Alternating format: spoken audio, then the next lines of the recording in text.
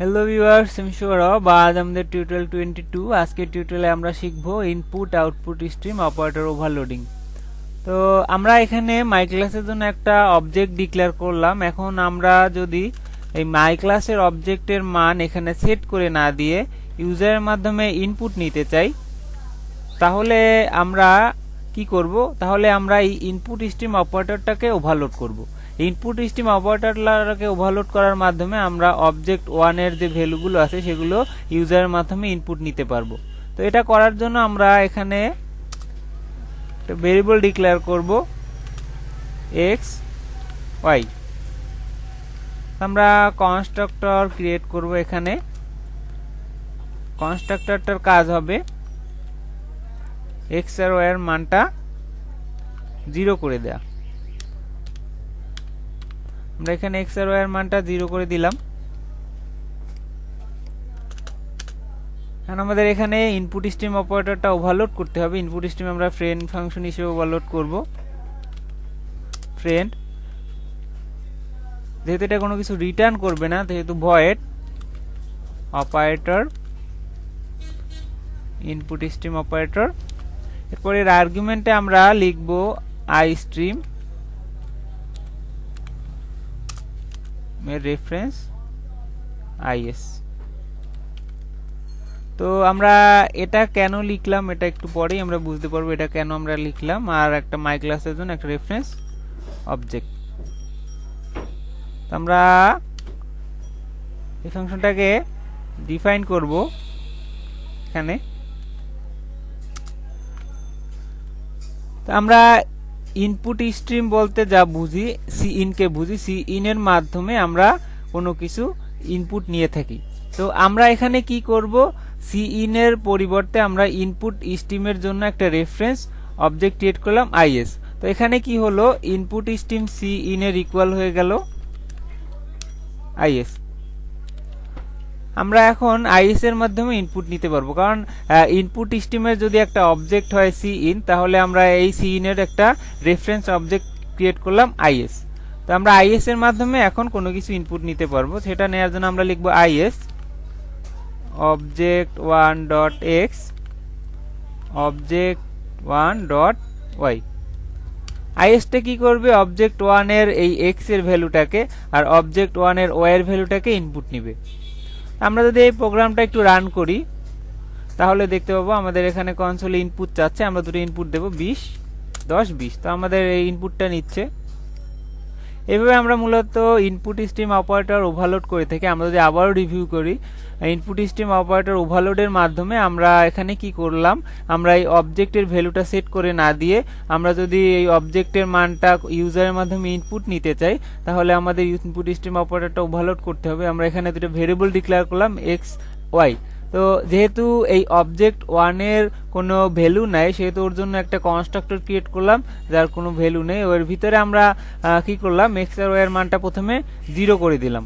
তো এখন আমরা যেহেতু এক্স আর ওয়াই এর মানটা ইনপুট নিতে চাচ্ছি, তো আমাদের ইনপুট স্ট্রিম অপারেটর ওভারলোডটা ফ্রেন্ড হিসেবে করলাম। ফ্রেন্ড হিসেবে করার জন্য আমরা লিখলাম কিওয়ার্ড ফ্রেন্ড। যেহেতু ইনপুট স্ট্রিম অপারেটরটা কোনো কিছু রিটার্ন করবে না, এর জন্য আমরা লিখলাম ভয়েড অপারেটর ইনপুট স্ট্রিম। তো আমরা এখানে আই স্ট্রিমের জন্য একটা রেফারেন্স অবজেক্ট তৈরি করলাম। আমরা এখানে সিইন এর পরিবর্তে আইএস এর মাধ্যমে এখন কোনো কিছু ইনপুট নিতে পারবো। আর মাই ক্লাসের জন্য একটা রেফারেন্স অবজেক্ট তৈরি করলাম। তো এই ফাংশনটা এখানে ডিফাইন করলাম। আইএস এর মাধ্যমে আমরা অবজেক্ট 1 এর এক্স এর মান আর অবজেক্ট 1 এর ওয়াই এর মানটা ইনপুট নিলাম। আমরা যদি আরো একবার ইনপুট দেখি, এখানে মনিটরে আমরা এখানে দুটো ইনপুট দিতে পারবো। একইভাবে আমরা আউটপুট স্ট্রিমটা অপারেটরটাকে ওভারলোড করতে পারি। সেটা করার জন্য আমরা এখানে কি লিখব? অবজেক্ট 1। তো এখন যদি আমরা এই অবজেক্ট 1 এর মানটা মনিটরে প্রিন্ট করতে চাই, যে মানটা আমরা ইনপুটের মাধ্যমে নিয়েছি, সেটা করার জন্য আমাদের যা করতে হবে, এই আউটপুট স্ট্রিম অপারেটরটা ওভারলোড করতে হবে।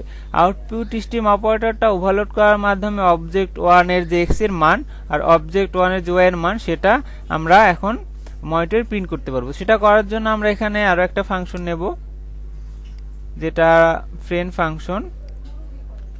এটা আউটপুট স্ট্রিম অপারেটরের জন্য আমরা এখানে ও স্ট্রিম আউটপুট স্ট্রিমের জন্য আমরা লিখবো ও স্ট্রিমের জন্য একটা রেফারেন্স অবজেক্ট তৈরি করলাম আর মাই ক্লাসের জন্য একটা রেফারেন্স অবজেক্ট তৈরি করলাম। তো আমরা এখন এখানে সি আউটের পরিবর্তে আইএস এর এখানে আমরা একটু চেঞ্জ করে দেব, এখানে আমরা ওএস দিয়ে দেব। তো ওএস এর মাধ্যমে কোনো কিছু ইনপুট নিতে পারবো, আউটপুট নিতে পারবো, সরি আউটপুট শো করাতে পারবো মনিটরে।